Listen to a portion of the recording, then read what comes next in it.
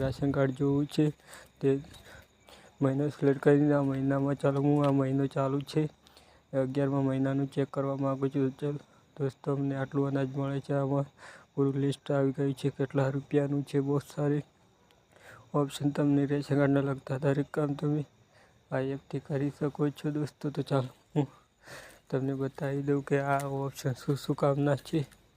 આમાંથી તમે એની પ્રિન્ટ પણ કાઢી શકો છો. તમારે કોઈ ઓછું આપે છે તે પણ ચેક કરી શકો છો. તમને આ બતાવેલું જે રાશન કાર્ડ લિંક કર્યું છે એનો રેશન કાર્ડ નંબર જોવા મળી રહેશે અને તમે પ્રિન્ટ પણ નીકાળી શકો છો.